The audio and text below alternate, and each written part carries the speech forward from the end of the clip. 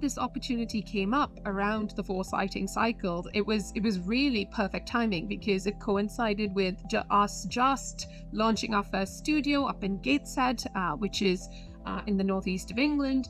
And so we were able to almost not just talk to companies about the technology, but equally the twin side of that technology adoption, which is that capability building and thinking about, okay, as you think about the workflow of production now, these are the things you might need to consider. Through UKRI funding, we were able to secure funding to create a network of studios, which is the Advanced Media Production Studios, that are owned and operated by Digital Catapult alongside our partners Target 3D.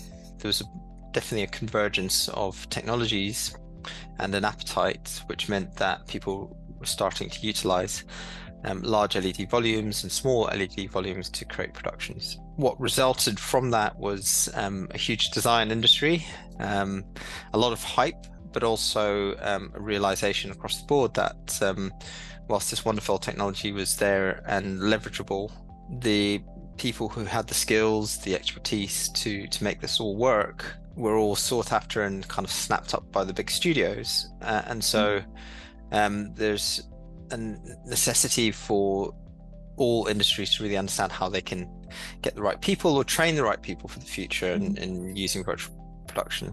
As new industries appear, how do you recruit and scale them with people? But one of the ways is to look across industries where people have been training, doing similar things for a long time, but how they apply those skills in a new domain, and finding a way to create like a system around that is quite valuable.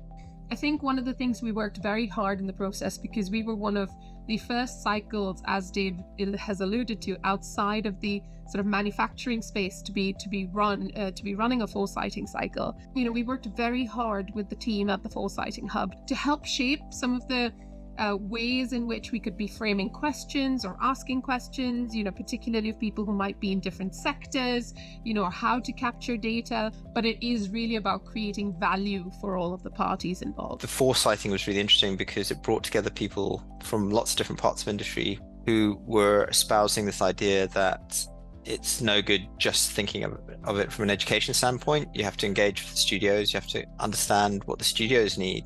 Particularly with universities, in our engagement with them, there's a real appetite from the film and TV schools and from the game engine and computer design and computer science. There's this convergence between the different schools to see where skill sets can overlap and the disciplines can really help and feed into each other.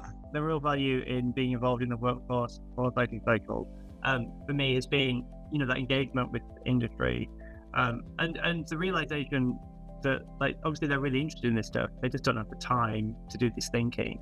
Enabling us as a team to help them find that time and do some of that thinking for them and be able to deliver some real value. It's kind of an aggregation, right, where you can bring lots of people together and take a little bit of their time and get a really good result, as opposed to having to put the onus on individual businesses who have been through a really tough 4 or 5 years in many cases. Help them start thinking about how they're going to grow into the future. And from the first to second cycle, there's been a noticeable improvement in process, understanding of people's time, all that kind of thing. It's been really, really valuable. The first cycle in particular was quite a rewarding experience because it was the first time that we were being quite so deliberate in sort of looking ahead in terms of the skills requirement and the capability requirement, and not just talking about almost that inherent skills transfer that we do through our innovation programs when we're talking about technologies and getting companies to think about, you know, how they can embed specific technologies within their systems or innovate to create new products.